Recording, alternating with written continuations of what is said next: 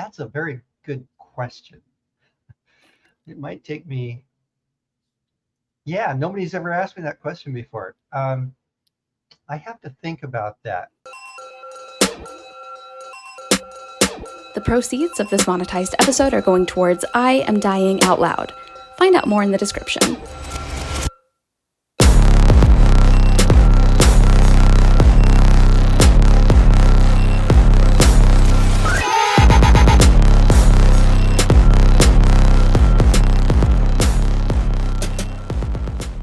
Well, Wes, thank you so much for joining me for Growing Up Fundie. I first heard about you because a friend of yours met me at the Secular Student Alliance, and he was like, Oh, okay. yeah, he was like, you've got to talk to my friend. He's so cool. He's got like this interesting story. And then right about the time where I was about to send out my emails that I send to people who I've been recommended, you actually emailed me first, which I thought was fantastic.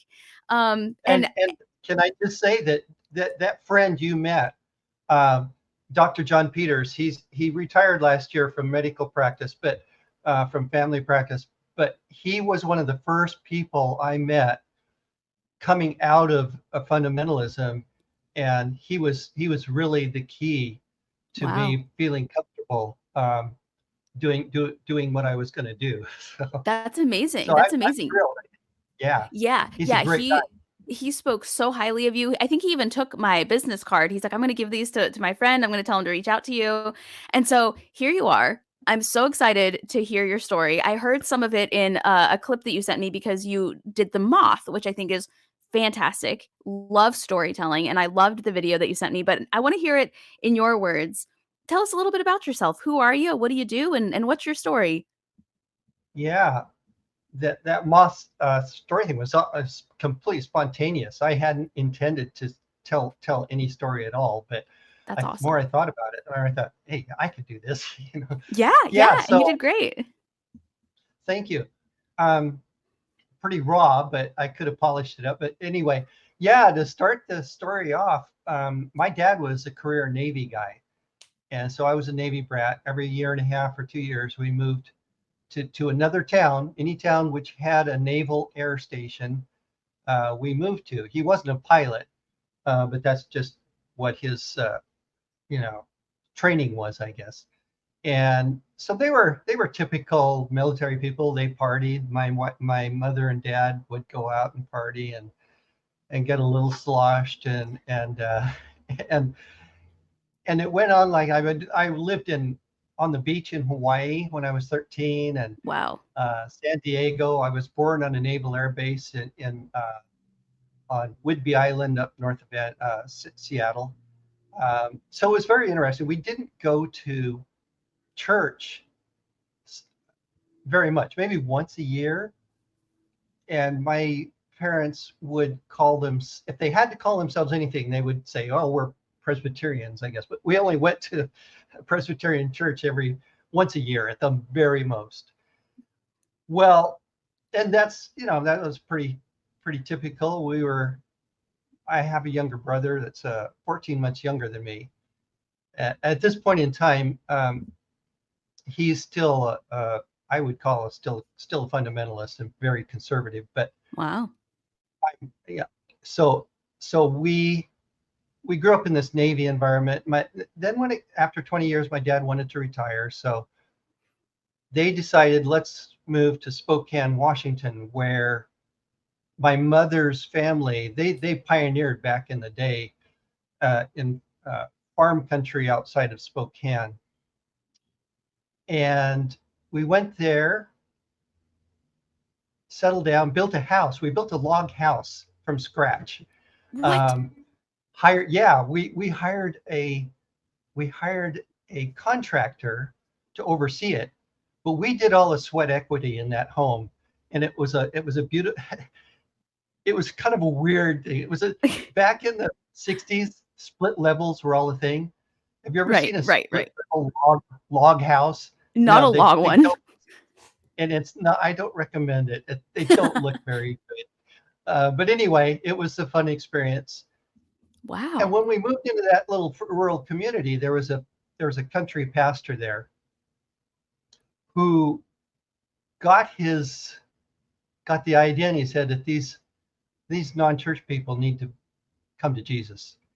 And he started working on my mother at the Oh, beginning. And my parents at the time were talking about getting divorced. They would argue a lot. wow. They were just always arguing and disagreeing about stuff. And then they talked about getting divorced and talked to my brother and I. And like I said, I was about 13 at that time.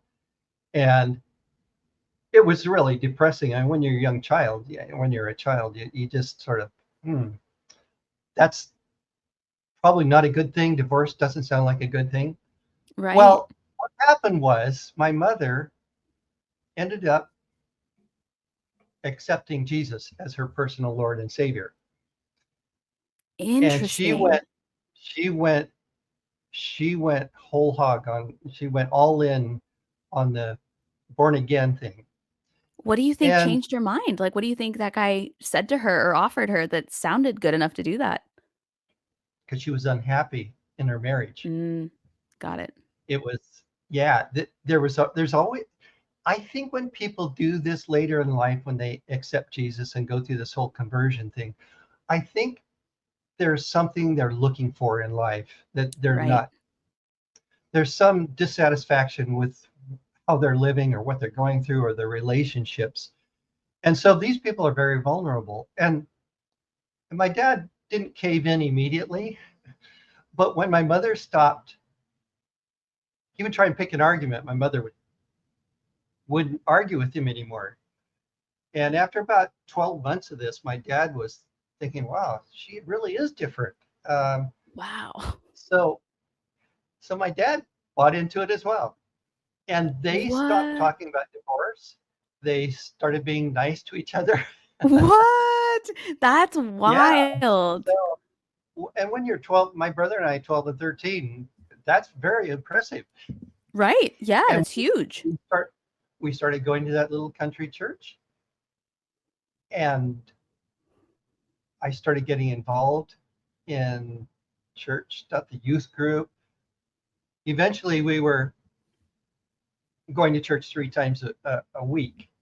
Wow. Now, here's another, just to back up just a little bit. My dad comes from Tennessee. He had 7 brothers and sisters, Wow. and he had one brother who was part of a Southern gospel quartet, and he played bass and piano and sang, and they had released an album. They made an album or two and released it, Wow. and we thought it was really cool. I mean, Yeah. 4-part harmony and stuff. And so when we went back to Tennessee to a family reunion. My mother, when we got back from that family reunion back into Spokane, the bee in my bonnet was she wanted to make make us into a 4-part gospel quartet, and that's what we did. That's What? what we Are did. you Yeah, serious? yeah. No, and we were pretty good too. We would sing on stage in the church, and it was, I loved singing and harmonizing. It's wonderful. I'd actually started playing saxophone also Wow. few years before in elementary school. So I knew music, but my brother, oh my gosh, my brothers took he took he still to this day doesn't read music, but he taught himself to play piano. He can play virtually anything by ear, and Wow. he's a wonderful musician. I'm Yeah. so impressed by what he did, uh, and I was kind of tied to sheet music and playing saxophone in school, and I continued to play saxophone in college and later on in church worship bands. But Wow. it wasn't until I got into church worship bands that I learned to sort of cut myself free from the written notes on the page, Yeah. and I started improvising and I got pretty good at it actually. But anyway, that the music part really is what sort of integrated us into the evangelical country church, and so we sang a Interesting. lot, and it was pretty amazing. I got involved in the youth group, got involved in the high school. I went to public high school, and at one point was leading the. There was a weekly group of Christians, meet at lunchtime and Yeah. pray and read the Bible, have a study and all that. And although I was incredibly introverted at that point in my life, I'm surprised by that. it was, I would think that somebody in like a quartet band wasn't introverted and was very extroverted. well, okay, here's the picture of me as a high school freshman. I was skinny as heck. I I was I had ears that stuck out. Like if you look at my yearbook, my ears are sticking way out, and Oh, I had short hair, and I was very skinny. In fact, I think up until I was about 45 years old, I weighed 140 pounds. Period. Of course, wow. if I stood up now, you would see that I put on I put on more weight. But I was very introverted. But the church was what brought, like I, these are my people. And Hmm. when my brother and I accepted Jesus, maybe a year later, and we got baptized and all that, it was it was my group of people, and I we were just there for each other. And in high school, in a public high school, you're always being teased, and I was teased. You know, Oh, I wasn't a football player. I ran cross country and wasn't too bad at that. So I was so yeah. skinny, I didn't I have was gonna much say, weight to yeah, carry around. yeah. Wow. So yeah, it was a beginning of a fundamentalist Christian life. Now these days, I think the definition of fundamentalist may be different from what it was. I'm looking at the title of your podcast here. I Mm. think back in the 60s, it was probably pretty different. It might have referred more to a Southern Bible Belt kind of Yeah. church Like that was very almost like racist. I feel like back then evangelical and fundamentalist were much more meshed than they are now. Now I feel like they're two very different things, but back then I feel like maybe they were a lot closer to the same thing. Well, actually, that's very interesting because I'm thinking I can't. These days, it's hard for me to distinguish between fundamentalist and evangelical. There are some evangelicals that don't. Now, I don't. What's your policy about mentioning politics? I'm not. Oh, go for it. Yeah. Yeah. Go for it. Okay. I'm going to jump forward and then jump back. Okay. So Sure. I was a missionary in Europe, Right. and you'd have to come back every 2 or 3 years and do deputizing fundraising. You have to go to Mm. church after church and give a sermon or whatever, and then people would say, okay, I want to support you, I'll give you $20 a month or whatever. I came back after living in England for a while, came back to the little country church where I accepted Jesus, and people were talking about Jimmy Carter, who was president, and they were all saying, oh, I didn't know, we didn't vote for Jimmy Carter, nobody I know in the church voted for Jimmy Carter, so we don't know how he's president.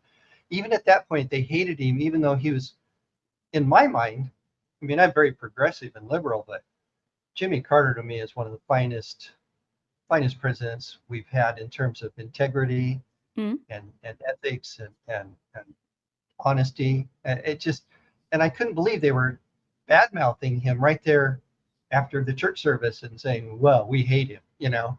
So this stuff Yeah. started a Yeah. long time ago.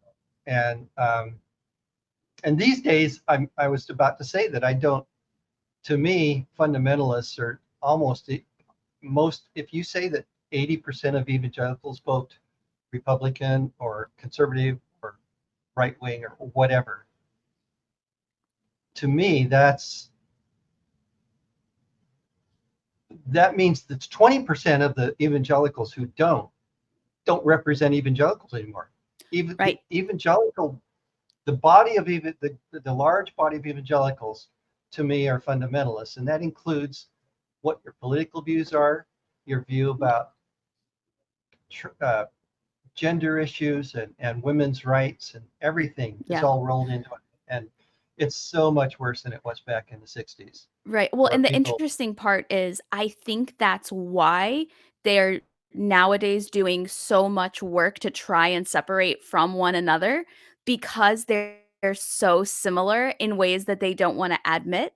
So, for example, when I talk to people who identify as fundamentalists, the idea is that the fundamentals of the Bible are true. Like, it is not a metaphor, it is not a story, it is fundamentally true. Yeah. Evangelicals, they say, well, there's some stories in there, there's some metaphor, but when you get them in a room together, they are very similar, and they don't like that. It's like, I'm not like him, he's horrible. No, I'm not like him, he's horrible. No, that Spider-Man meme where they're all three pointing at each other like, oh my gosh, you look just like me. So they're different, but are they, Exactly. And the word fundamental includes things like the Bible is inerrant and without error, without I can't use error and inerrant in the same sentence. But anyway, the Bible is, doesn't have any mistakes in it. Right. That hell is a real place, that you'll be tortured for eternity in a conscious state in hell if you don't believe the right thing. Or even if you sin, even if you have one sin. And the whole spectrum of theology is in that evangelical world is a fundamental view. And once you start saying, well, this is figurative and this is metaphoric, a metaphor and whatever, then you're sort of gone out of that. And I wouldn't call those people fundamentalists anymore. I think it's whatever is convenient in the moment. The Bible is inherent and it's correct and everything's right, except for the part where it says not to eat pork. We can do that now. Except where it says not to wear mixed fabrics. I love to wear a football jersey. God wants me to wear a football jersey. It's okay. But where it says vague messages that I can spin to be anti-LGBTQ or anything like that, then that's exactly what it means, actually, even though that's not what it says at all. Yeah. And as you speak, it makes me think of things in my life that I want to mention now, but they really belong later on in the narrative. So I'm going to hold off. Okay. Telling you about that, and it involves abortion. Just to give you a teaser, I was a pro-choice clinic escort at an abortion at a women's clinic in Portland. That's wonderful. And when I run across these people, the clinic moved, and so they didn't need any patient escorts anymore. But whenever I talk to these people, they think, or they tell me, that God is against abortion, but that means they haven't read their Old Testament, because God is the biggest abortionist that ever lived. I mean, from Old Testament days to the current day. I mean, how many million miscarriages are there every day? Natural miscarriages. If God treasured a fetus or a fertilized egg that much, there wouldn't be millions of abortions occurring spontaneously. Right. And then the Old Testament, gosh, who was it that drowned the entire population of the world, which included babies and pregnant women? Oh yeah, that was God, wasn't it? Who was it that killed all the babies in Egypt? The entire story of Moses is based on the part. Yeah. There are so many stories where it really, if you read your Old Testament, God doesn't have any problem with miscarriage or abortion or whatever. And I promised I was going to get to that story later on, but I couldn't help myself. Yeah, go for it. So well, I think it's time for the next step in the story. High school comes, I'm a senior, and Vietnam so this War entire time, during this period, your parents are still very much together. You're all active in the church. You're part of this family music group. Do you think that they really did heal their marriage, or do you think they just learned how to mask it a little differently because of the church? That's a very good question. It might take me. Yeah, nobody's ever asked me that question before. I have to think about that, because back in the day, that was real. I mean, they actually learned to be decent human beings to each other. Right. One thing that might have helped is they both stopped drinking alcohol. Although Uh-oh. going back to this split level log house, after my dad passed away, he had Alzheimer's for several years and passed Oh, away. I'm sorry. And I, as far as I knew, that the day he accepted Jesus was the day he stopped drinking. My brother and I were going through and cleaning up the house because we didn't want to inherit it. So we went Right. through, and I got on a ladder and went in the attic. And guess what I found was a little treasure trove of these little whiskey bottles, little one-shot bottles. You know, the Oh little bottles you no. get. There's a whole Oh supply of them. no. So I think he was having a little shot of whiskey now and then and Oh he was able no. to. So I mean, I give him that, because I think teetotal, being saying that God is against alcohol is, again, if you read your Bible, that's not what happens in Jesus literally turned water into wine. he did, yeah. And so I actually never had any alcohol myself until I was in my 40s, because Wow. I was a missionary. Hmm. So yeah, that question is a good question. It's going to make me think after I finish this interview whether they just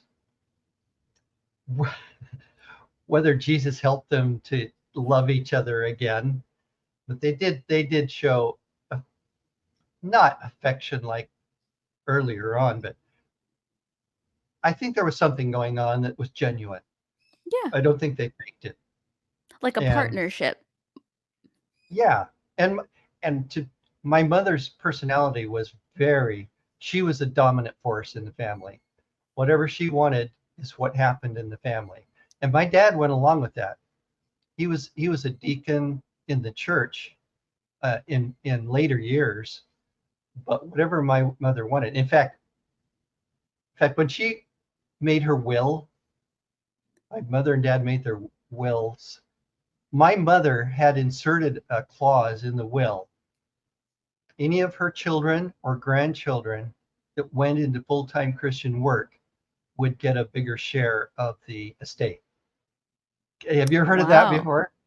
I mean, that's I that's how that was her way of manipulating people. yeah. I mean, it sounds like a harsh word, but my mother did manipulate people, Yeah, I mean that it is what and it is, you know? she Yeah. she wanted what she wanted, and she knew how to get it. And so that was the sort of backdrop to maybe some of my decisions that I wouldn't say consciously. I did it because my mother wanted me to. I made these decisions to go to Bible college and to be a missionary because I felt that that's what God wanted me to do. But looking back on it, I now think that I was kind of scared of my mother, and I was the firstborn, and the old trope about firstborns being the ones who Yeah. want to please Yeah. and do what is expected of them. Because my brother was the rebel, and the funny thing is, he's one that's the good remaining Christian now. Both my parents are now gone, but my brother, the rebel, turned out to be the one that actually was more obedient Oh. in in later years. So yeah, So so then I wanted to. I mean, I'm a senior in high school, right? right. If I and it was the Vietnam War and the draft was going on. Anybody my age, 18, 19 years old, who wasn't going down a certain path was going to get drafted sooner or later. And I wasn't thinking of that when I was wondering what I should do with the rest of my life, or where I should go to college or any of that. I did want to go to college. I wasn't too Mhm. bad at academic things. So, but I did feel that probably I should go into full-time Christian ministry. Although in high school, the thing I really loved was, first of all, music Mhm. and playing in the bands and orchestras, and secondly, I took a architectural drafting class when I was a freshman or a sophomore. I was the youngest one in the class because it was Wow. open to all. It was open to all years. So if you were a Yeah. senior, you could take the class. If you were a freshman, you could take the class. And I took it, and I got the best grade in the class. I was Wow. really good at drafting, Yeah. which is not the same as architecture because architects need to know math and make sure their buildings don't fall down. But I was really good at drafting buildings, Yeah. drafting plans, and doing that. So just tuck that away for later. I wanted to really do that, but I didn't have either the money to go to a 4-year university or maybe the freedom in my own conscience to do that. I really did feel that God wanted me to do some full-time Christian ministry. So I enrolled at Multnomah. It was called Multnomah School of the Bible in Portland, here in Portland. So I enrolled there, and I did want a degree, not just a diploma. So I went for 2 years to Multnomah. And at the time, they didn't have liberal arts courses so that you could get a full degree. So I went my first 2 years to Multnomah. I went back to Spokane at Community College and got my 2 years of liberal arts, took 2 years of German. And then I went back to finish up my 5th year to get my bachelor's degree, the Bachelor of Theology. So I graduated. And at the time, if you got a degree in theology or were in ministry or training, there was a draft deferment. I can't remember even the number of the deferment, but you did not have to. You would not get drafted as long as you're in Christian ministry. Interesting. So yeah, and I actually was able to avoid, or some people, like Mennonites, they went up to Canada, across the border. And then later on in my Christ, when I was still a Christian, we did go to Mennonite church, and I love that church. I think they're one of the most reasonable. I wouldn't call them fundamentalist either, Yeah. because they have, they're pacifist Hmm. in belief, they're nonviolent, and they're very thoughtful people. And I found a small Mennonite church here in Portland after we came back from England. Yeah, I've met a So lot of anyway, Mennonites and former Mennonites that I really like. They're good people. Yeah.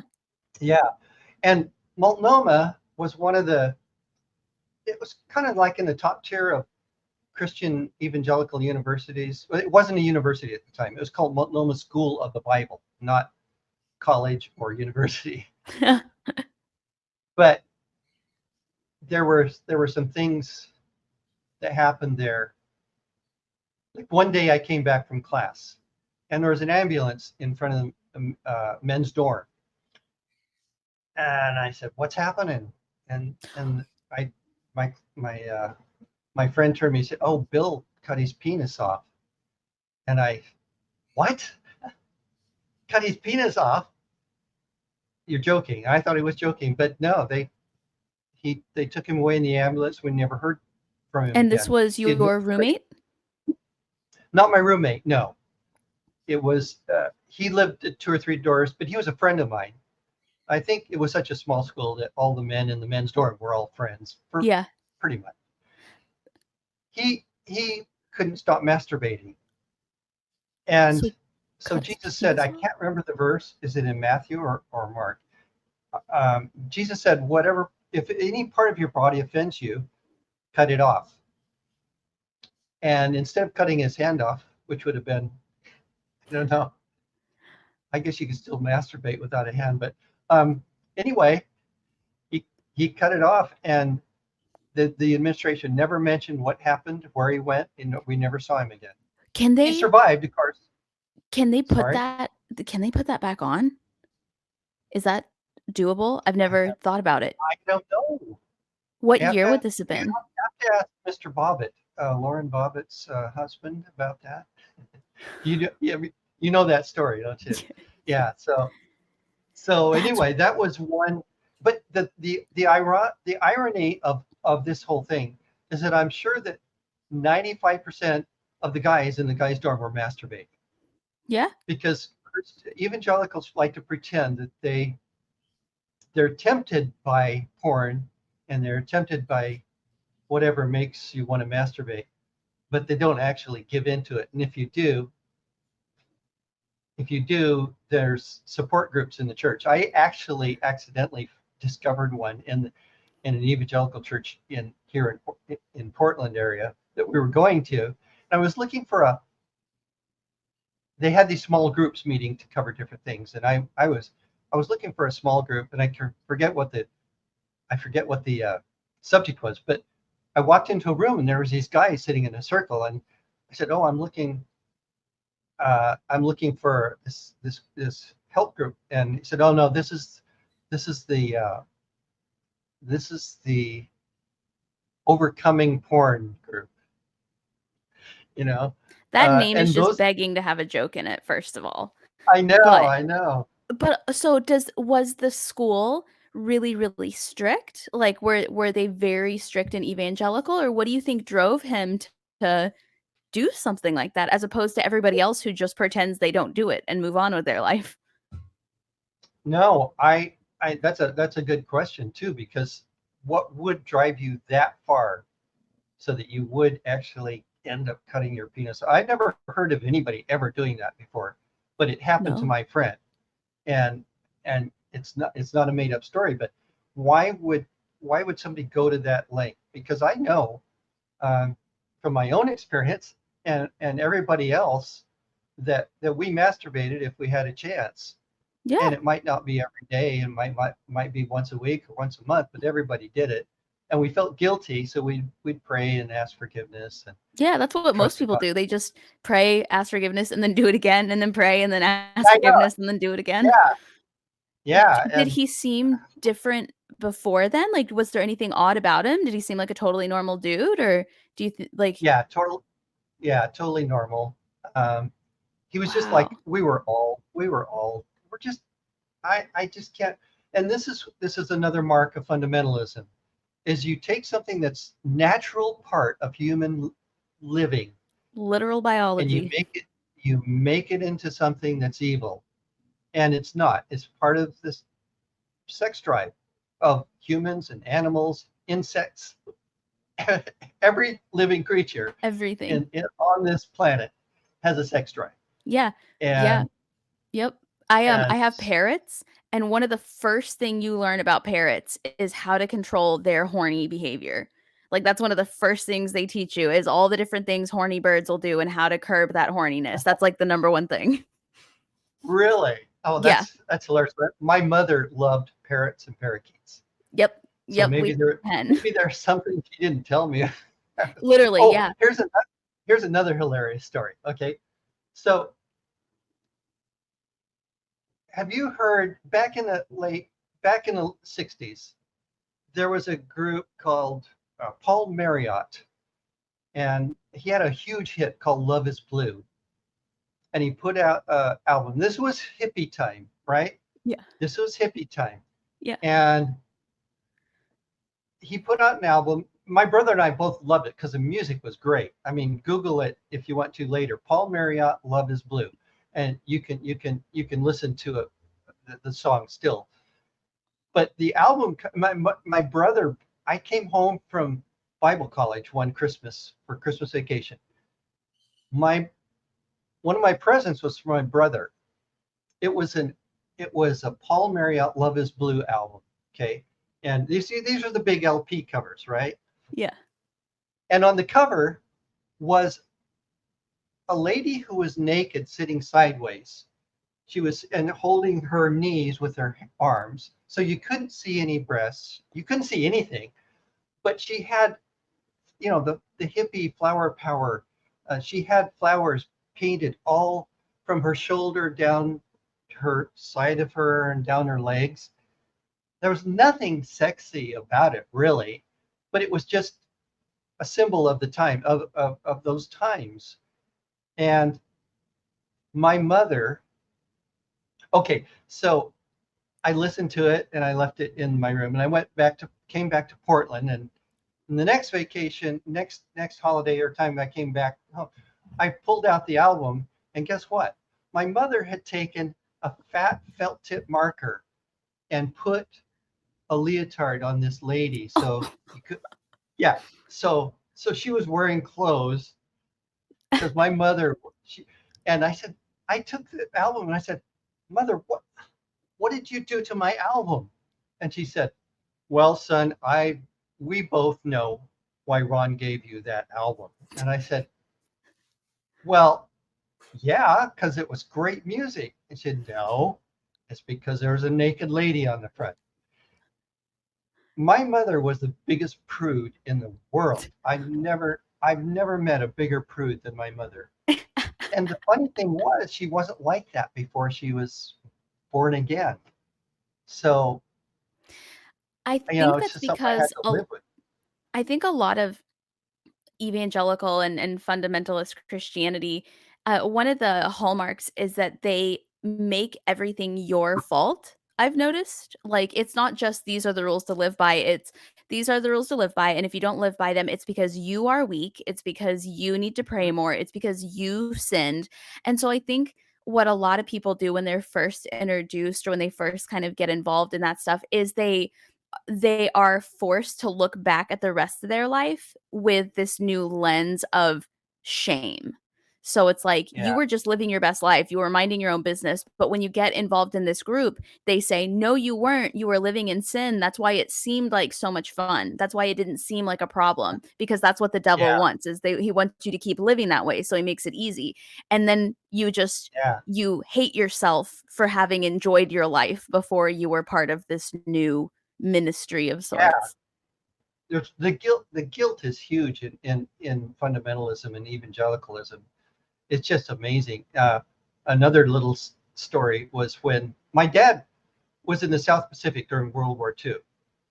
He was on these naval air stations, a lot of airplanes, and I don't know if you've ever seen, but back in the back in the war, they would paint naked ladies on the side of the nose of the airplane, and my dad took pictures of all of them and put them in his war album and picture albums. Now, before they were Christians, that was just fine. Yeah. My brother and I loved getting my dad's war albums.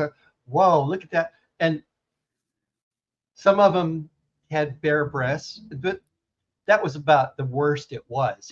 Yeah. Um, a lot of them were wearing bikinis. The ladies they painted on the side of the airplane. But my mother went through and she took out every single picture that had a lady Wow. with scant clothing on, and she took Yeah. them out of his albums. He didn't, Wow. and again, I got these albums. There's all these there's all these empty blanks where there used to be fun pictures. Well, and it So also makes you wonder the fact that she didn't throw away your album, she fixed it. It almost seems like yeah, that was an extra message. It's like I could just throw this away or I could make you look at exactly what it is that I've changed about this. yeah, yeah. So my mother was the driving force of guilt in feeling bad about almost anything that felt good, was evil. Of course, my brother and I didn't drink. My brother still doesn't drink to this day. Um, How old is but he now? he's a year younger, so he's 74 now. I'm 75. Wow. Wow. Yeah, so even yeah, he he basically went along with it, and we both did. He didn't go into ministry or anything, but he was still. We were both products of my mother's moral outrage. I believe she would have been, if she'd been alive. She died about 4 or 5 years ago. If she was alive today, she'd probably be a member of Moms for Liberty. Have you heard Mhm. that group? Yeah. Yep. Those women are evil. They're taking over school boards. They're Wow. banning books everywhere. Oh, Yep. I only heard about them this. probably earlier this year for the first time. They're not that old. They've I only was been going to say, going. yeah, they haven't been around that long. Yeah, but they've made a huge impact. And my mother was, she'd be right down with everything they believe.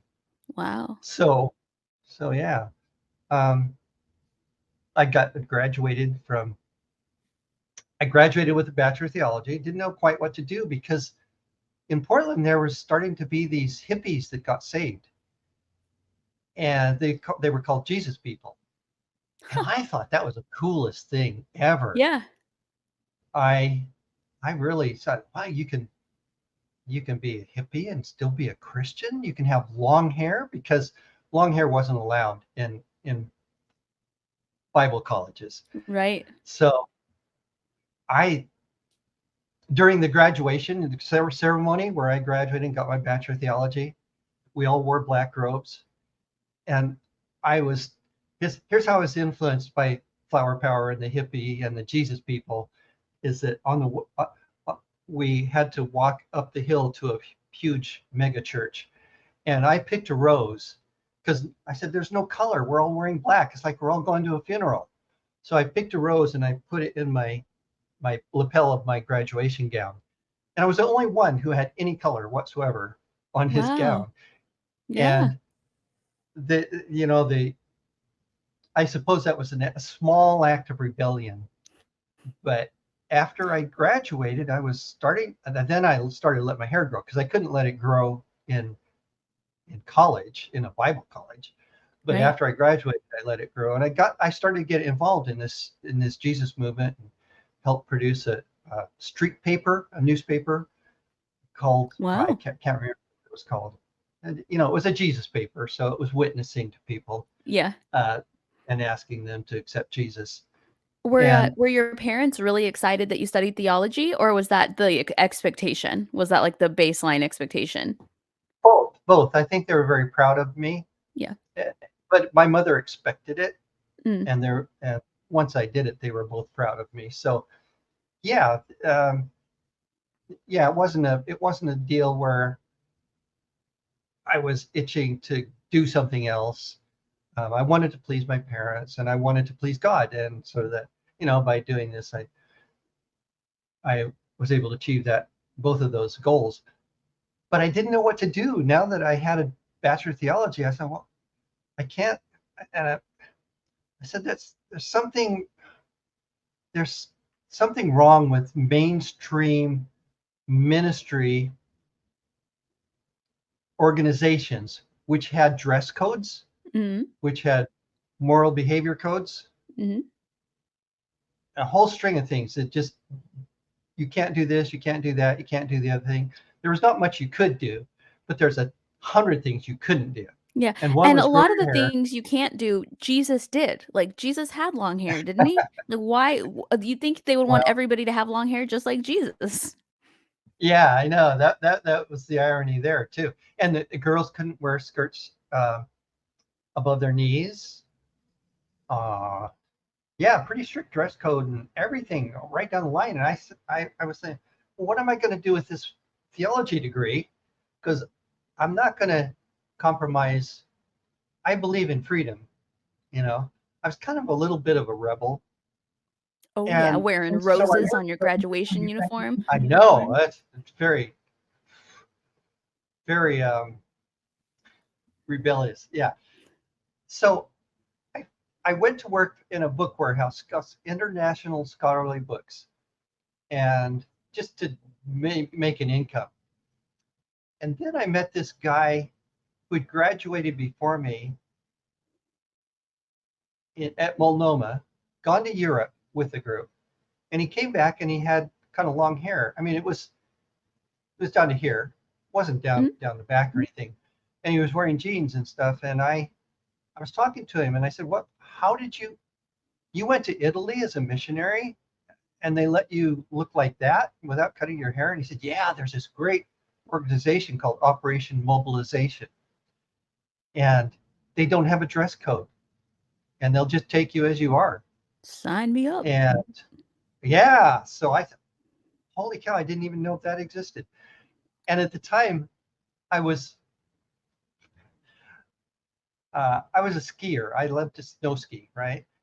And I was thinking, I wonder if I could be a missionary to Switzerland and go skiing and be a skiing missionary. And have long hair and wear And jeans. yeah, and there was a guy, a famous evangelical called Francis Schaeffer, who did go to Switzerland, and his son, Frankie Schaeffer, I believe, is now I believe he's an atheist. But at the time, Francis Schaeffer, I wanted to go to L'Abri. That was the retreat house that he started in Switzerland, and it was beautiful. And I wanted to go to Europe and see if I could do that. Unfortunately, Operation Mobilization didn't have anything in Switzerland, but they did have uh, a, a, a mission in Vienna, Austria. And so, since I took 2 years of college German, they said, "Yeah, you can go to Austria." And that was the closest I could get. I was the closest I could get to the Alps, you know. But being on the Danube in Vienna is not too shabby, you know. I was gonna say, it sounds beautiful. So they signed me up, and I my German was so terrible. We went witnessing. This is hard to believe, but Austria is a Catholic country, right? Right. Catholic churches everywhere, little villages, towns, big towns. We didn't think Catholics were really Christians, so Right. we went door to door and witnessed to the Catholics in these little farming villages with ox carts still hauling hay and stuff, and they'd look at us like we were from outer space. You know, these Americans with shitty German accents, or didn't even know how to witness in German. And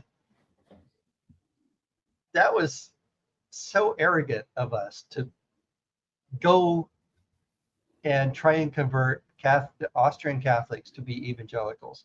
Yep. I remember once we went, we had the team house, and we all lived in this big house. And this other American and I, we were talking to some Austrian hippies that were downtown Vienna, and they came back with us. We got something to show. We got something for you to listen to. And it was again, these things are so embarrassing. I don't think of them very often these days. We pulled out a Billy Graham LP, a big, No. LP Yeah. of Billy Graham sermons, translated into German. Wow. And so they sat there. We put this on, and it was like we were all four sitting there. And after about 10 minutes, they just got up, and this is what crazy stuff is this? We got better things to do than sit here and listen to this garbage. So they just walked off, and so my time in Vienna was, I mean, okay, so in the Christian sense, it was a kind of a failure, because I never led anybody to Jesus, or got them on their knees to pray and let God into their hearts or anything like that. So it comes that was our summer campaign. They found out, Operation Mobilization found out that I had worked in a book warehouse, and they had a huge book ministry in England. So they said, "Well, can you come to England and work with us in the book warehouse and publishing division?" I said, "Oh yeah, sure, I'd love to do that. And as long as I don't have to witness to Austrians in German, yeah, I'd be happy to do that, because I do know English, even though British people don't think we know English very well." So then I went to live in a team situation again, kind of almost like a communal situation. It wasn't men and women living together.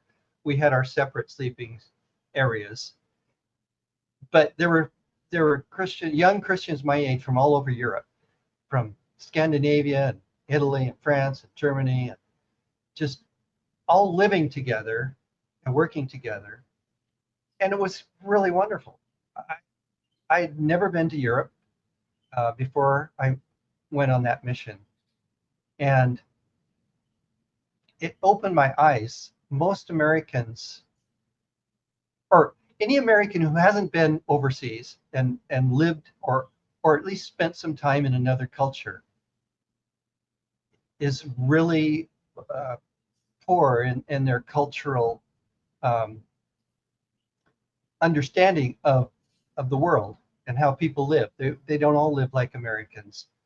They have their own cultures and their own values and everything. So that changed me more than anything else that I ever experienced in my life, was living in Europe and learning that just because it's not American doesn't mean it's bad. Right. Yeah.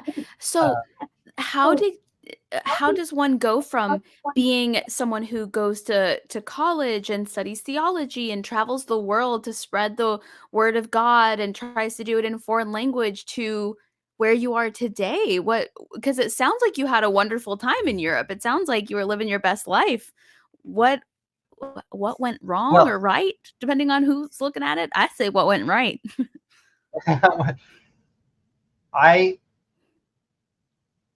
I have to say that even though I'm now an atheist, if I had to do it all over again and eliminate the Christian part and not go to Europe and just live in America the whole time, I would do it again.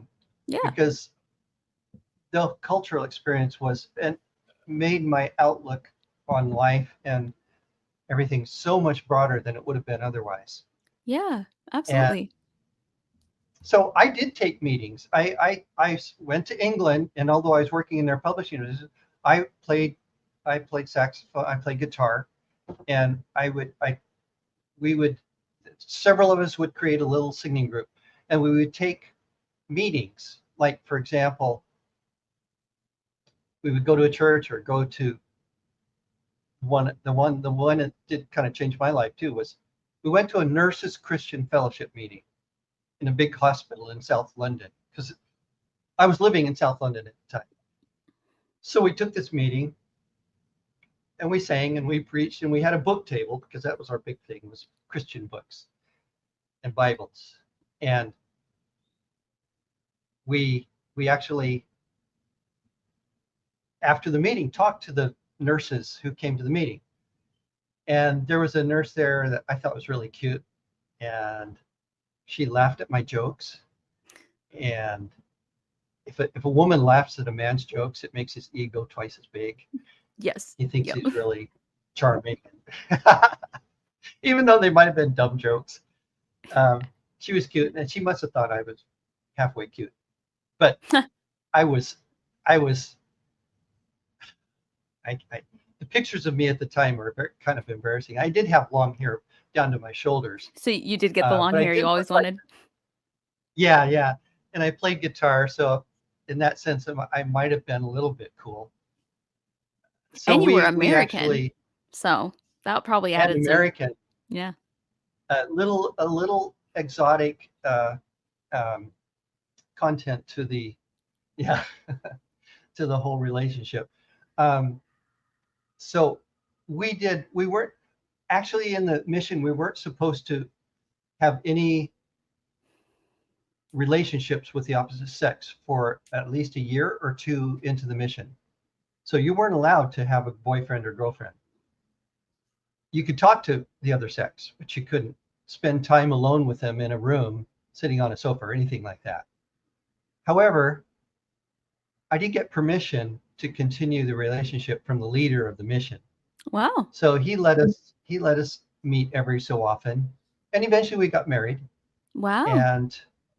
And so I'm getting to the part where I leave the mission. But one more story that is hilarious is we were both virgins. Okay, my future wife and I were both virgins. Her parents weren't Christians. They didn't understand anything about what we were doing. Wow, so she just was a Christian on her own? She just kind of came to it on her own? Yeah. Her school friends in high school witnessed to her, and she became a Christian. And they were a very close group of young people who just spent all of their time together. And I got in as part of that group as well. But Wow. both of us were virgins, and we got married, and we booked a hotel room in this outside of Oxford in a little town called Abingdon. And it was all I could afford at the time.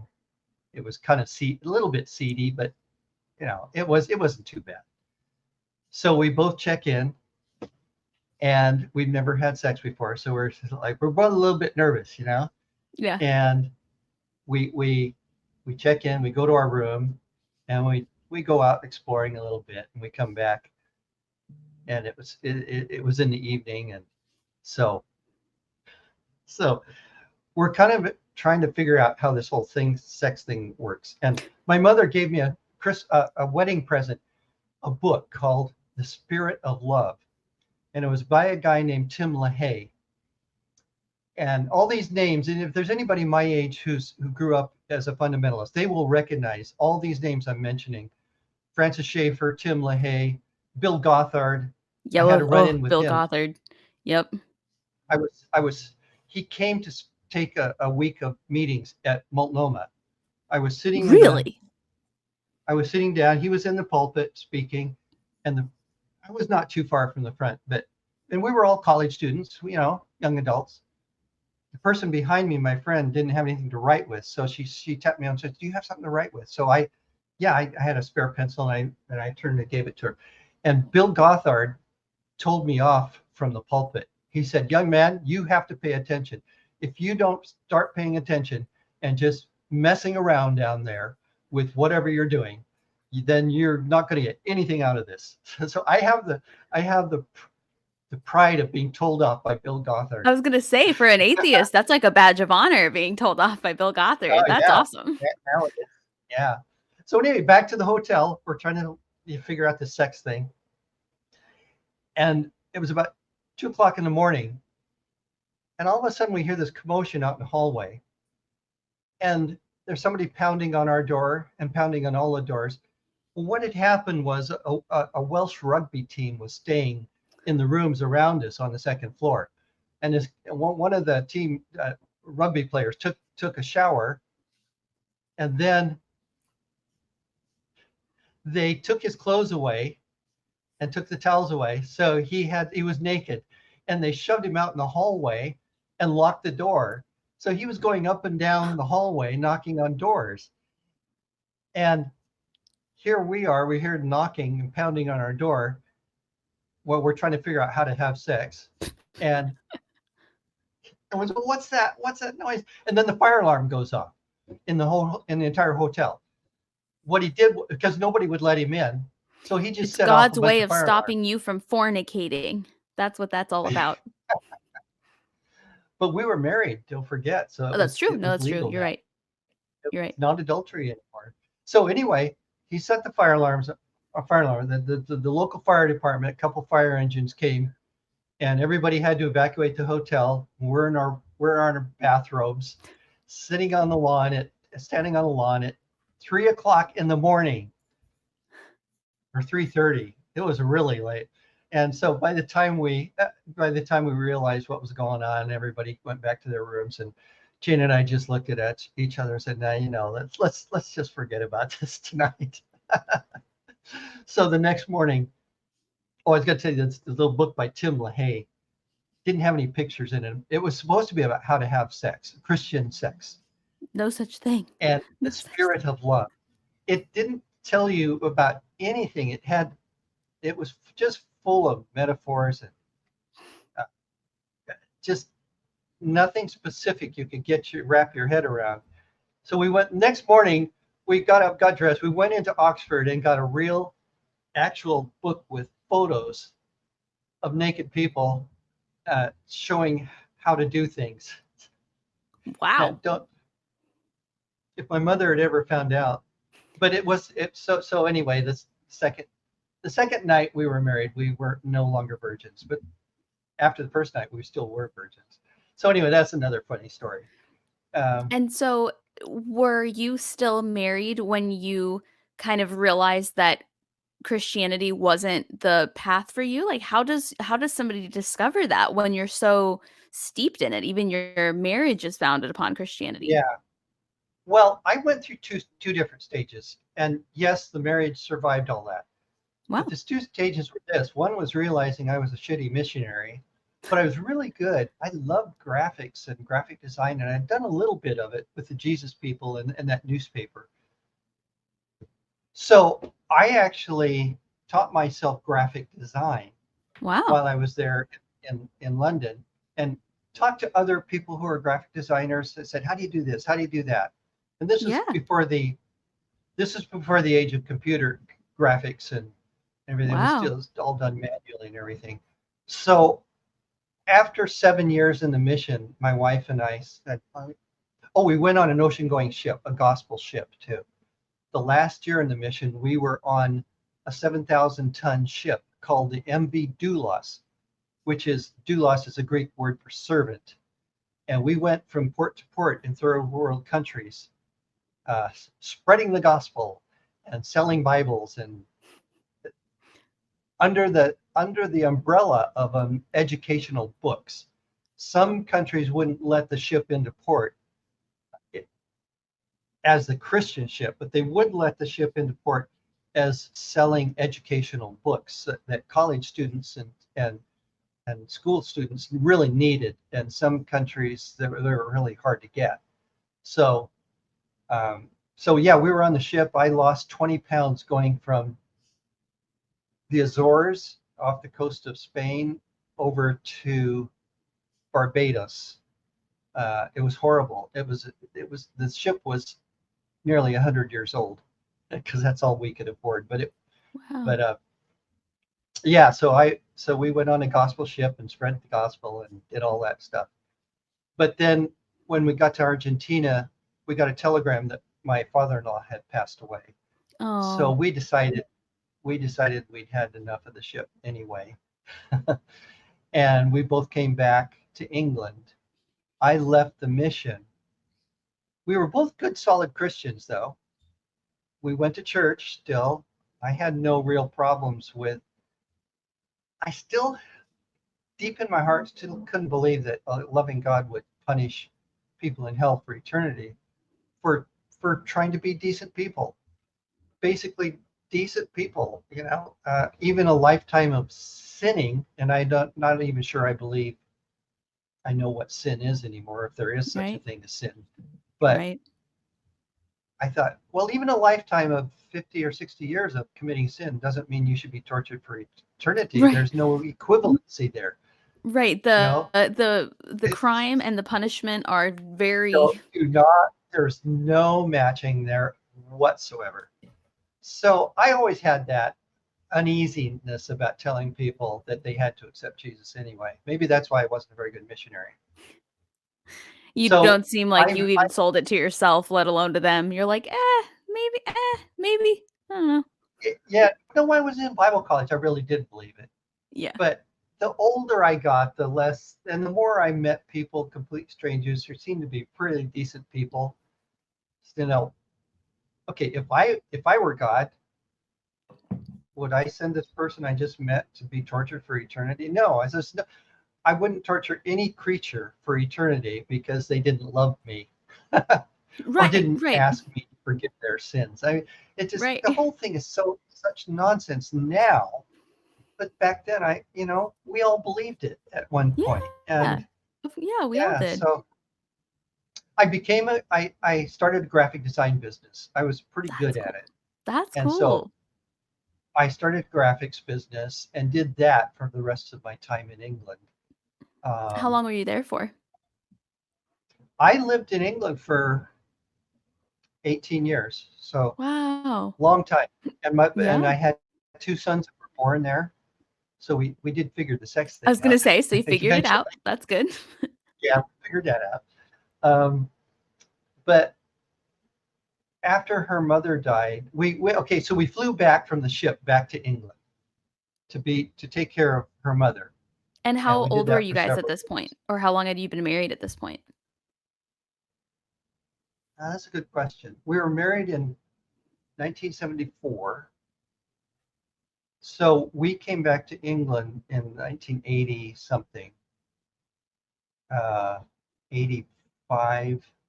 Wait, you were on the boat for that long? No, we were only on the boat for a year, Oh, okay. for less than a year. So we'd been married. Okay, we were married for 7 years before we had children. We had two sons, and they were 5. So it was about 12 years we we were living in England, and then So like after her mid mother 30s died, we maybe. yeah, mid 30s. Yeah, I didn't answer your question, did Oh, I? no, you're fine. You're um, fine. yeah, so mid 30s, and I was playing in worship bands in our church there in England, and I really did miss the Northwest, though. You know, the snow-capped mountains, the forests, I love the the ocean, Northwest. Love the the Northwest. ocean beaches. And Portland's incredible. You in It 1 hour is. you can be. In fact, in June I was skiing on Mount Hood, 1 hour drive from where I live, That's and amazing. then an hour the other direction is some of the most beautiful coastline in the world, the Oregon coast. So yeah, I was missing Oregon. And we said, well, I said, can we move to America just for a couple of years and test it out, see, and we can always come back to England. Well, that was in 1990, and we've been here ever since. And funnily enough, my wife and I are still married. We're separated, but we're good buddies, and we see each other every week because we share it. Our adult sons are grown and living in Portland, but uh, we share a dog. So the dog goes with her for 1 week, and the dog comes Oh, to me. But um, I finally gave up my faith. I finally gave it up when we were going to the last church we went to, which was a little Mennonite church. And I just thought, I can't do this anymore. I can't believe this theology. And a God who would behave like this in the Old Testament and even in the New Testament. There's some there's some pretty bad stories. there's some heinous shit. Jesus wasn't as bad as yeah, Jesus wasn't quite as badly behaved as Jehovah, but near you know, um, with the slavery and the genocide and all that stuff that happened in the Old Testament. But I said to myself, I can't believe it anymore. But I kept it to myself. And then one night, my wife and I were talking, and we're talking about prayer. And I said, prayer doesn't really work for me. I can't even remember a single answer to prayer you know, that was a direct answer to a direct question or request that I had of God. Yeah. And she said, "You too?" I, uh, I said, "Yeah, you don't believe prayer works either." So it just really opened up, and we talked for the rest of the night, Wow. and we both we both had been unbelievers for about a year. We're both still going to church, but we haven't told each other because we were afraid, like, are are they going to want to divorce me if Yeah. I don't believe in God anymore? And it so happens we just stopped believing at the same time. It's just like we were just so tired believing stuff that didn't make any rational sense to our brains. Yeah. And how old So were you at that point? Were your kids already grown or were they still kids? I I stopped believing about 14 years ago. So Wow. I was about 60. How old was I? The math. I told you I wasn't even good at math.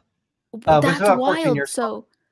So you Yeah. both were Christians for 60 years, like believing Christians, even if you Well, weren't. yeah, I counted it up from 13 to when Oh, I 13. stopped That's right. believing at Yeah, 62. Yeah, it was about 46 years, the total wow. time I believed. And same for her.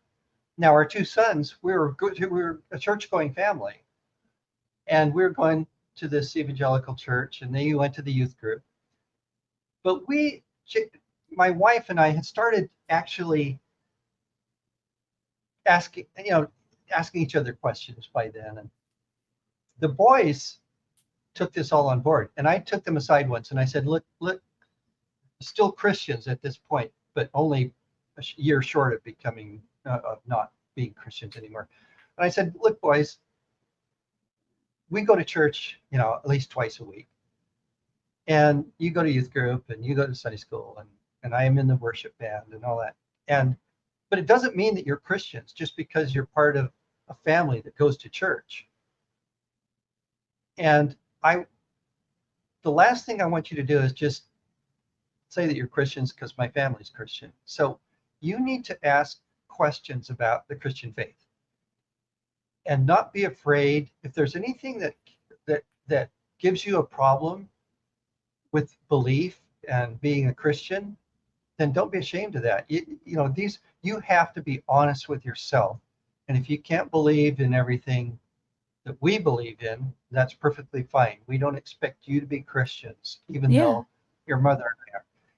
And so they were asking questions in youth group that were about the Old Testament. Oh no. Honest questions, not trying to be troublemakers. No. But the youth group leaders did call them troublemakers and made them sit in the back. That happened to me. That happened to me all the time. I was not trying to be a butthead at all. I just had questions. Yeah. You had questions. The most wonderful thing in life is to be able to ask questions and say, I don't know something, isn't it? Yep. I love that freedom. That may be the biggest freedom that one can have, is to say, I don't know. I want to find out. Yeah. Yeah, exactly. Christian parents would feel free to tell their kids that. I mean, far fewer of your generation and my kid, and you may be the same age as my two sons, but I'm 32. There's far fewer believers in that generation than in mine, and I think it's because your generation asks more questions, and you're not satisfied. Well, it's in the Bible, so it's got to be true, So that's exciting to hear that you were asking questions and labeled a rebel. And yeah. I remember the look I would get when I realized I had somehow asked the wrong question, even though I felt like I'd asked a really good question. Yeah, I remember those days where I'm like, oh, I must have made a mistake, I suppose. It's like, no, girl, you just asked a really good question. Like, you might ask me what denomination that was, or I was Baptist. Okay. I went Southern to Baptist. several Baptist churches. Yeah. I also at one time went to a couple of mildly Pentecostal churches, charismatic churches too. Yeah, we called ourselves non-denominational, but that always means Baptist. I've never met a non-denominational person who wasn't Baptist at some point. Our little country church was called non-denominational. And when people ask me, I say, I'm not non-denominational. But at one point, in England especially, there's far fewer evangelicals in Europe than there are here, of course, in America. But I was interested in this. Out. Yeah, interesting in the speaking in tongues thing. Like at one point, I thought that meant that you were really spiritual, and I wanted to be really spiritual and speak in tongues and get slain in the spirit. And it's looking back on it, so funny because you can actually find YouTube's lessons how to learn to speak in tongues, and it's not the Holy Spirit falling on you and all of a sudden you speak this. No, you actually start making up gibberish. Yes. And then you eventually become smoother, and then you're no. See, you're washed in the blood of the Lamb. That's what's going on there. You're washed in the blood. It's real. Yeah, I love being washed. Yeah, so we made our break with the church. Our two sons left the church before we did. Wow. But these days and then the hardest thing my wife found about giving up her faith was that she wasn't going to go to hell. I mean, the teaching that hell exists is so strong. It is. For me, it wasn't. It took about 2 weeks and I was over it. I knew that hell didn't exist. but she took her a little longer, I think. Now, if she were Yeah, to listen it's to this traumatizing. later, she might say, "No, I don't know," because each person has their own unique journey out of faith. Absolutely. Yep, The 100%. the one thing that's more unusual about my journey and about my wife's journey is we were older. We were in our 60s Right. when we left, and that's pretty unusual. Most Right. people leave when they're younger. So I'm really Yeah. proud of being able to make the break in my 60s. And then Right. the wonderful community in Portland, as you may have heard or not, Portland is supposed to be the least churched city in America. That's Although I I, have heard that.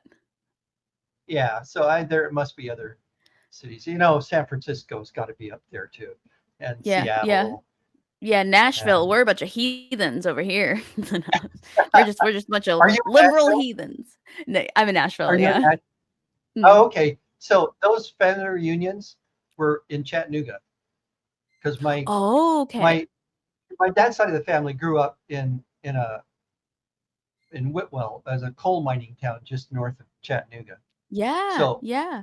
so that's Interesting. where that's where my brother got to get the bug for playing piano, taught himself how to play piano and I was four-part wondering if it harmony was in the chords. Nashville area when you said Tennessee, like the music and stuff.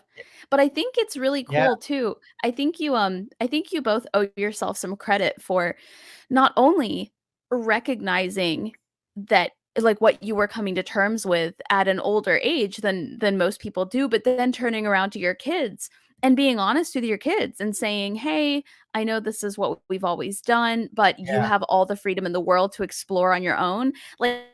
I appreciate that you didn't try to unindoctrinate them the same moment that you were. You let them come to their own conclusions, and it sounds like they came to them very fast, but I think that's also really important too, is not only did you begin to deconstruct at a later date, but you also were upfront and honest with your kids about it, and you didn't try to pretend it was anything other than what it was, and you were there for them if they had questions. That's really important. yeah. And a couple of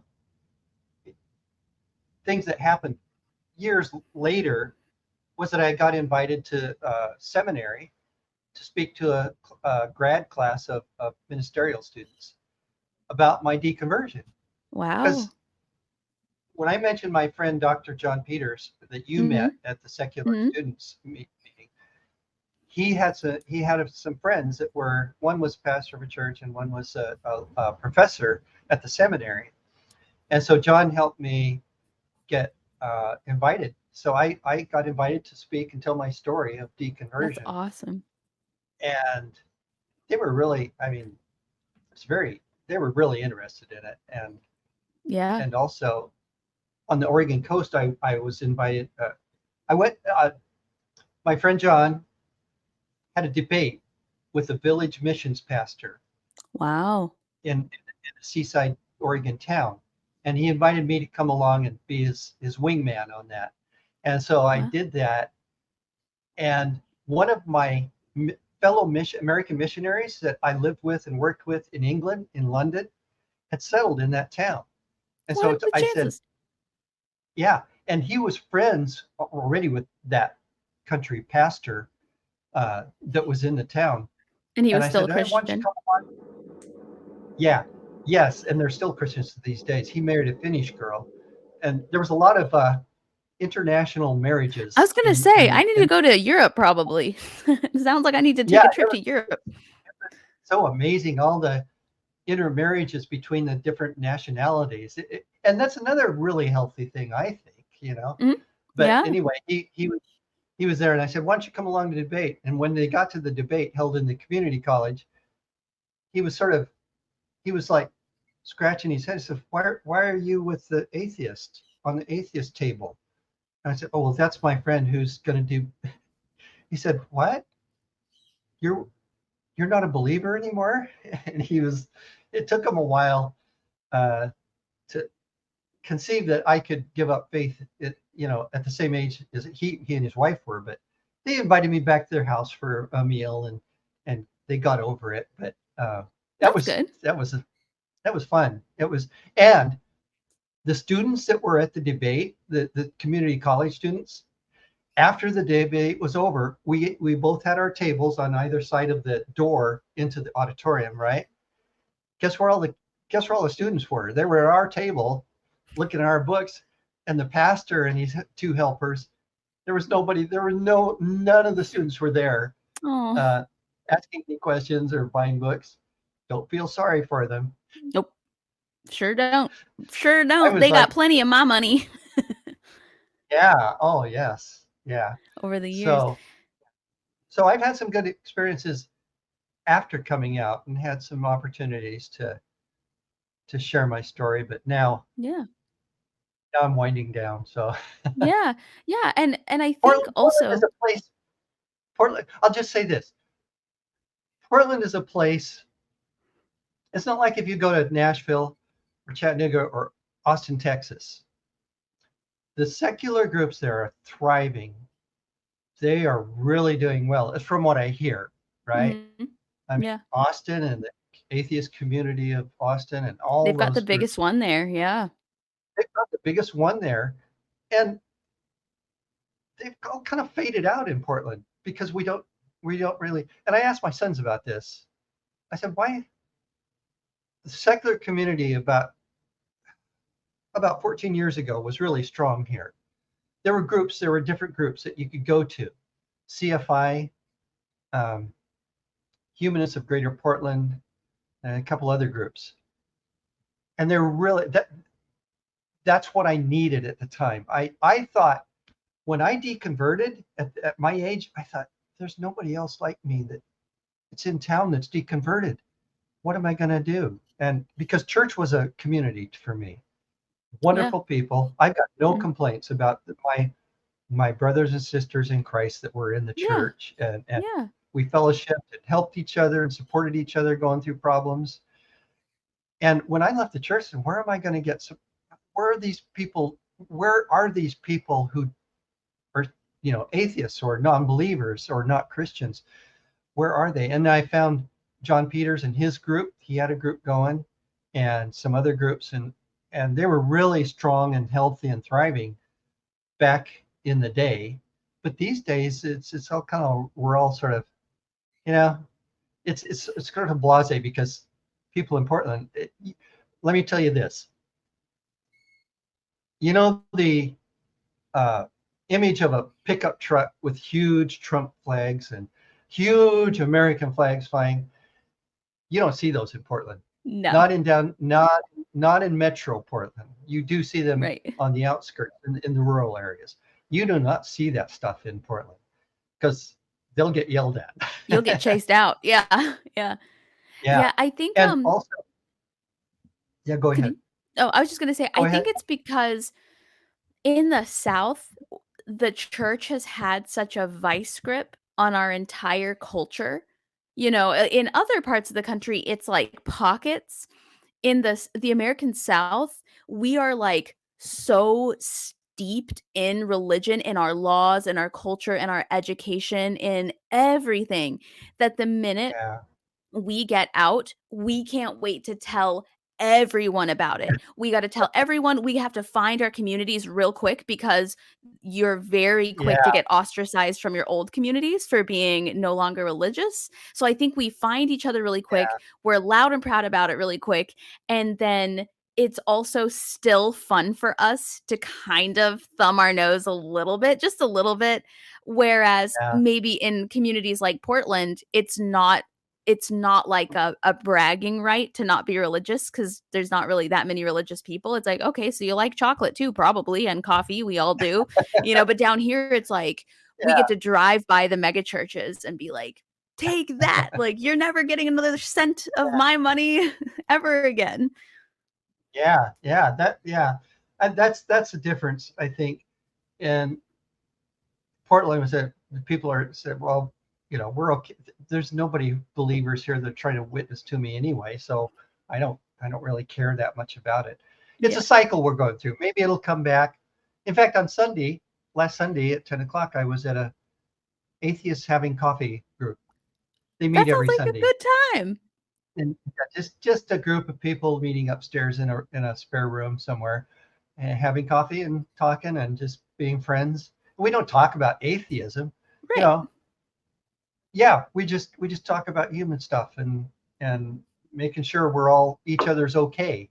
Yeah. And I think I'd like to see more of that in Portland, Yeah. but the pandemic really put the screeching brakes onto all that activity. It just all Yeah. stopped, and then Yeah. it went to Zoom, which is, yeah, I kind of like Zoom nowadays a little Yeah. bit. You know, you can actually see people's faces, and Yeah. Yeah, if it weren't for yeah. streaming platforms, I'd be a hermit. That's the only way I talk to people is on Zoom and on StreamYard. That's it. So, but you are in Nashville. I was reading about you, and you do some comedy. You Yeah. you you, you joined a couple of comedy groups, so Yeah, that's yeah, I that's lived great. in, Chicago for 15 years, and I did comedy there. I worked for the Second City, which Oh, is the is theater that there. Second City? Yeah, yeah, Yeah, and yeah. then when the Cool. pandemic hit, I came down here, and now I work for Third Coast Comedy Club here in the city. Third Coast. Yeah, yeah. Oh, So the Mississippi River Coast. Is that what it? I'm guessing. I'm That's trying the to only think thing. what I don't Third Coast actually is. know. I mean to ask them every time and I forget. People ask me all the time. They're like, "What does that mean?" And I'm like, "That's a great question. We are landlocked. I have no idea where that name came I from." know. That's why I Yeah. thought maybe it's the Mississippi River Beach or something. I think they Which is are like, I think the owners are from Chicago. I think they actually started at Second City, and I think Chicago might be the Third Coast. And so, like, they brought the brand down here or something. oh, I could sure, be yeah, totally making that up. that makes I could just total. be inventing that whole story, but that's the only Yeah, thing I can imagine is where that comes from. yeah, yeah, And yeah. so So if you had maybe a message or a takeaway for people who are listening to this, because something that I do get, something that you said that it really piqued my interest was I get a lot of listeners who say, I was religious until I was 40, until I was 50. I feel dumb because everybody I know became an atheist in their 20s, and I feel like I've wasted so much time. And they really feel bad about how much time they spent. And I try to tell them, that's not uncommon. That's actually quite common. People do yeah, that. And that's why I love talking to you because you were in your 60s when you came to that realization. And what would you say to somebody like that who thinks very similar to what you were describing, that you were the only one deconstructing at that age? there's opportunities in almost everything that happens in life, including being in a cult, maybe being in a very strong conservative evangelical church, or almost anything that maybe later on in life you look back and say, I wish I hadn't done that. But it Mhm. gives you, because you have done it, it gives you insights into Yes. a worldview and lifestyles that other you wouldn't otherwise have Yes, known. And it exactly. gives you the ability to relate to people who may be, I'm not, it almost sounds like witnessing. I'm not saying you should go witness to people, Right. but there are people out there struggling with their faith. There's a hell of a lot of people out So struggling many. with their faith. And even people my age are struggling. And people like me and and you and others who are maybe in their 40s or 50s and left their faith have something to share. We're not going to go door to door knocking on doors and handing out tracts. Although yesterday I saw a tract stuck in a car door handle. I just pull it. You have to accept Jesus. So I just start ripping it up into tiny little pieces. Out there doing the So Lord's work, tearing that I stuff love up. that. Or I find a Bible uh, left somewhere in an obvious place so somebody could pick it up. And so I have no problems. I rip the Bible up too, as well Excuse as the me, do full you tract. have a moment to talk about the absence of our Lord Jesus Christ? Yeah, and and then maybe another sub answer to that question is you can do things. Most people when they leave a very strong religious faith, all of a sudden, other parts of their belief system start to change too. And I'm thinking cultural, Mm-hmm. Gender issues, Mm-hmm. women's rights, politics, misogyny, and racism, and all those things go through and get re-examined. And if you give up faith and you don't re-examine it, that confuses me, because I went from being very conservative especially when I was younger. But once I moved to Europe, I started going pretty liberal. Yeah. And living in Europe, living in Europe will do it every time. It'll make you a liberal. Most people, although I know the Brits got out of the Brexit thing and all that. Yeah. But I spent 7 years. Every Saturday morning, I was on the steps of a woman's clinic, escorting patients into the clinic. And wow. the group of Christians that used to come there and shout and scream and have these big signs saying abortion is a sacrifice to the god Moloch or something, something horrible, or whatever. I found great fulfillment in that, just that I could be an advocate in my own small way. I wasn't doing any medical work, but I was on their porch showing that we cared for the patients who were inside. Yeah. And at one point, I talking to my fellow escort standing next to me, and I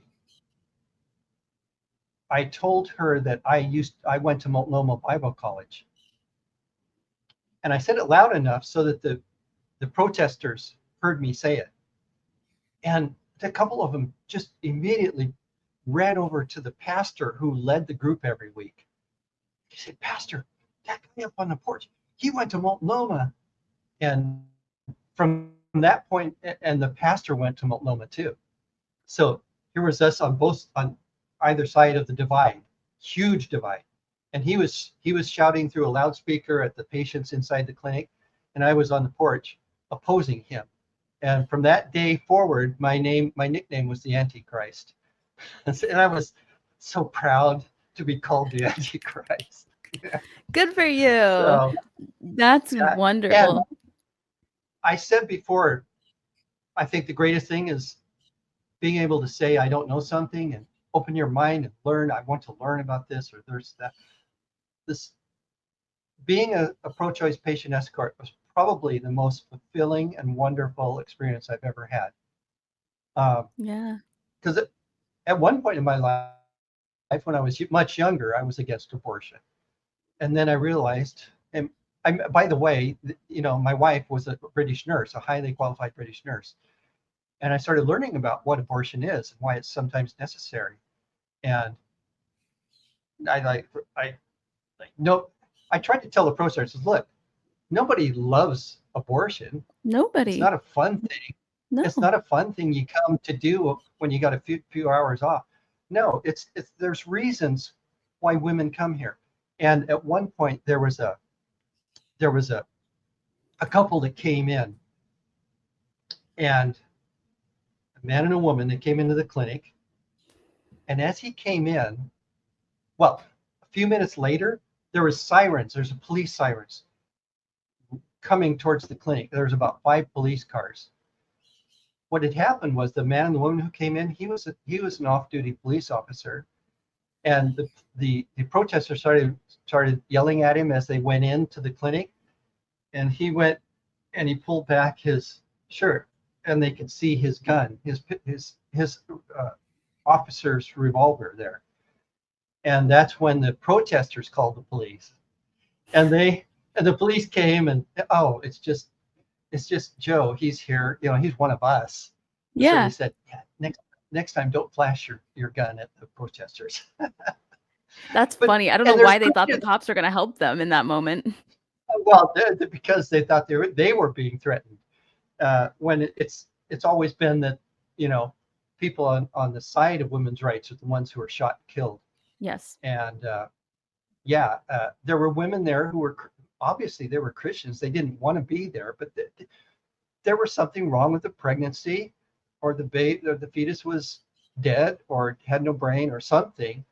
And you could tell occasionally, like, I don't really want to be here, but I have no choice. Yeah. You know? And that's a heartbreaking thing about this whole argument is on the right, there's no nuance. It's black and white. None.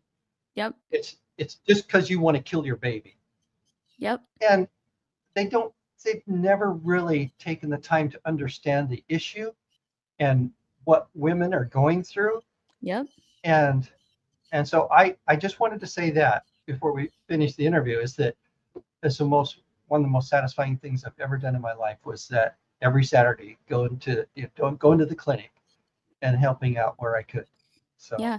Yeah. it And I doesn't think make me a good person. It doesn't make me a good person, but it was one small thing that I could do. And I think if a person in my, later in life, if they deconvert, it opens up so much more things that you can do, which before you maybe thought you wouldn't want to do that kind of yeah. thing. Yeah. Well, and I bet if you talk to the people that you escorted those days, they would say that makes you a good person. I bet they would say that. I bet they remember you even better than you remember them. I bet they remember everything about you because in their life that was such a pivotal moment and you were the person there Yeah. to help them. Yeah. And the thing about in Portland, we weren't really threatened much, but in the deep South, you do that kind of job and you're going to get threatened. Yep. So I didn't put my life on the line, or it was all pretty safe being in Metro Portland. But Hmm. if you're in the middle of the country or the South or whatever, and you do that kind of job, my hat's off to you. I salute you, for doing that, because you're putting your life on the line. In Yeah. fact, there's a Dr. Tiller that was killed by Yep. a protester. Yep. Lady who supplied the gun or something, something about, she actually got out of prison. I don't know if she was the shooter or if she supplied the gun. She got out of prison and her home was in Portland. So she was gonna, but we were kind of scared, that she was gonna be back in Portland. But she ended up moving up to the Vancouver area and not getting Interesting. involved at all. I don't think she wanted to go to prison again for another 10 years or whatever. So Yeah. yeah, Maybe she had a change of heart too. Maybe she realized over time, like, that wasn't the best thing I I would could have love done. I I would love to think so, but who Yeah, and I knows? think that's also the most important lesson for people is that I think one of the things that keeps people religious and keeps people Christian, even when maybe they don't believe it or they don't want to, or they know that there's something off about it, is they're so embarrassed to admit that they're wrong or that they've changed their mind. And there's nothing wrong with that. There's Yeah, nothing wrong with exactly. saying, like, I used to believe this. I used to post about this stuff on Facebook. I used to go to church. I used to say mean things to people who didn't believe the same thing I did. And I'm sorry. And I was wrong. And I've changed. And I would like to talk to you about that sometime, if that's okay. I think people are so embarrassed to admit that they were ever wrong in that way that sometimes they just kind of keep going to church because very much like your story, I could either admit to myself that for 40 years I followed something that I now look back and realize was so false to who I am now, or I can just spend 50 or 60 years doing it and not really rock the boat. And who am I really hurting by pretending that I still believe it? I don't want to lose my church friends. I don't want to lose my spouse or Yeah, something like that. But it's perfectly okay to say I was wrong and I did believe that stuff at the time and I don't believe that stuff anymore. Like I remember the time that I really thought I was a Republican Christian. I really did. One of my favorite things is going back and saying I had no idea what I was talking about. I didn't have any evidence to support anything. I was one of those people who got offended when it was insinuated that I didn't know what I was talking about, even though I didn't. And I'm really sorry. And if I was one of those people that treated you in a certain way because I didn't think you were as Christian as me or whatever, I'm really sorry. I'm a different person. And if you ever want to talk about it, I would love to tell you how different Yeah. things are. The world humbled me. Yeah. I just hang on. I want to show you something here. Okay.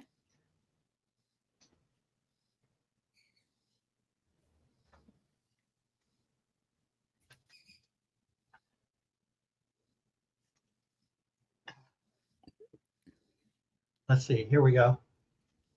Wow. I found this. I thought I'd lost it. It was the last Bible that I ever actually regularly used, and I I've got a little underlining in it, but in the map is something my mother gave me. Let's see. Wow, God's dealing with man in the plan of the ages. Wow. Yeah, so up it would be over here is Adam and Eve, right? Right. And then over at this end is Jesus coming back and The and rapture. eternity, the rapture and all that stuff. And this is so typical of evangelical theology that I grew up Yep. learning in Bible college. You know, I took a lot of classes on Bible history and hermeneutics and preaching Wow. let's and and they like to break everything in the Bible down to these segments, like and in the Old Testament from this period to this period is that era, and then they Yep. all these circles here. Yeah. And my mother was so totally into it. In fact, my mother made this for me and sent it to me at some point. Wow. And, it's so laughable to me that everything's got to be parceled up so tightly with these Yeah. people Yeah. when the And Bible is nothing like that. well, and there's also the humor in looking back. Like you said, if you could do it all over again, you probably would do it all over again, because we are who we are today based on our past experiences. I'm sorry to people for some of the things that I thought I believed, but I'm not sorry that I went through that journey and that I am who I am today, because I feel like I learned so much on the way about who I am versus who I'm really not. And I feel the same way about your story. It's like you wouldn't be like half the person you are today if you didn't do terrible, terrible service work overseas in Europe, if you weren't just the worst door-to-door evangelical to ever exist. Yeah, and they're everywhere. I mean, the people like me, they were in England too. I mean, you can't almost, I don't think you can get away from, even in Scandinavia, in Norway or Sweden, you've got fundamentalists. In Denmark, places where you wouldn't think. But there's a Danish guy in Denmark who also built a wooden replica of the Ark, and it's Really? sitting on water. But I think it's propped up. It's huge. It's probably just as big as Ken Ham's Ark in Kentucky. Wow. Um, yeah. So even in liberated liberal Denmark, you've still got fundamentalists who believe in all this shit, which is okay as long as you don't harm others. Yeah. Yeah. and and but the ignorance and just that's what I sometimes feel sorry for, is people are trapped in ignorance and they're afraid to ask questions and afraid to, like you were just saying, afraid to say I was wrong. I want to learn. I want to learn where I was wrong and make those course corrections along the way. Yeah. Um, it's a very very fun, liberating thing to do in life. I It is. I It can is. It yeah. really I is. I I don't want to say I feel sorry for people who've not gone through my journey and escaped from religion and all that, because maybe I'm absolutely certain that religion, or my parents, it helped my parents stay together and to love each other. And I think for many, many people, their lives would be a wreck without their faith. Right. And I do not judge people. Right. If that's what they find that value in faith, then good for them. Yes. I'm not going to talk them out of it, but if somebody does want to talk to me about about it, and they're still a believer but having doubts, hey man, I'm right there. I'll talk to them. Yeah. Yeah, Yeah. same. Yeah, absolutely. I've mentioned this before on the podcast, but when I was a Christian, when I was a kid, my mom would say, let people get to know you, let them spend time with you, let them get to really like you and be your friend, and then later tell them that you're a Christian, and let them decide for themselves, oh, I really like hanging out with her. I want to know more about this church and this Jesus. Yeah. And I feel the same way Yeah. about being an atheist. I like letting Yeah. people get to know me, having fun, having a good time, feeling welcome, coming over for Friendsgiving, doing the thing, hanging out with my birds, and then finding out I'm an atheist and being like, oh, but you're not like horrible and scary. I think they think that maybe I am horrible and scary. But and it's like, yeah, it's actually pretty easy to be an atheist. I'm happy to talk to you about it if you want, but if you don't want to talk about it, that's fine too. But I think Yeah. that's the way to really live the message, I think, is just to be who you feel like you were always meant to be. And then the people who like that person can then later learn that you're also an atheist and, maybe learn some things about misconceptions they had on atheists as well. Absolutely. Yeah. Yeah, Yep. absolutely. Good. Well, Wesley, this has been just a really fantastic conversation. I'm looking at the clock and I'm realizing I held you almost an hour longer than I said I would. So for that, I apologize. But I've really enjoyed. Oh my Say that. goodness. I said, my goodness. Yeah, I missed a doctor's appointment an hour ago. Yeah. Oh No. no. Just Oh no. joking. Just joking. Oh, I was gonna feel so bad. Well, thank you so much for your time and for your story. I've really enjoyed getting to talk to you and just kind of hearing more, like the longer version of the moth story that I got to hear that you sent me. And Yeah. I think that a lot of people will hear this and they'll either relate to it or they'll be so relieved that they're not the only person who waited a long time before they realized who they were supposed to be. Exactly. You're not the only one. And we'll find you wherever you are and give you support. Yeah. Yeah, And yeah, let exactly. me say, it's, I had butterflies. Like, what if her and I, what if Sydney and I don't jive? What if we don't, get each other, or Yeah. it's awkward or whatever? But it wasn't like that at all, I don't think. Oh, good. You said some things. You said some things too that I found very useful and valuable. And I know you're living in Tennessee, where my half of my genetics come from. So Yeah. Yeah. Well, that's so wonderful. I'm so glad. I'm so glad that you felt welcome and listened to and I thought we meshed well. I don't know what you think, but I think yeah, we jived. I I think do we too. jived quite well. Well, the fact that this interview has gone over for so long Yeah. is a good sign that you can edit out as much as you like. Nah. I Nah, I'm leaving it all in. All of it.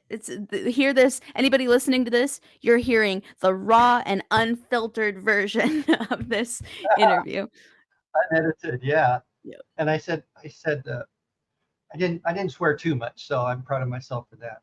Yeah, I think I said the S word a lot more than you even said, and I don't think you even swore. I didn't hear you swear. The And funny thing is that I I didn't swear at all before I was 45 years old. I never said damn. I never said shit. I never said a thing that was. My mother would tell me, "Oh, when you say darn, what you're really saying is damn." And yes. when I was 15 years old, that terrified me, right? So I didn't swear at all. I didn't drink. Of course, that was the devil's brew. Yep. So I didn't drink. But then I was living in England, and people, when they come to visit you, they bring a bottle of wine or whatever. So Yeah. I had my first alcohol when I was in my 40s or so. And Wow. and so now pretty much every night I have a mixed drink just to relax Yeah. and stuff. And it's not as evil as I thought it was going to turn me into a raging alcoholic or something. No. I'm not going to say that there aren't people that do have serious problems with alcohol, because Totally. I live in downtown Portland, and this blind here, I look out and there's a lot of people with addiction problems living in tents on the street right here. So Yeah. I'm not going to make light of that, but it's being an evangelical fundamentalist stopped me from doing some things that I feel fine now. So, Totally. yeah. Yep. I remember being the girl on campus who would go, ew, I smell weed. There are sinners in that apartment. And guess who needs weed to fall asleep every night? Me.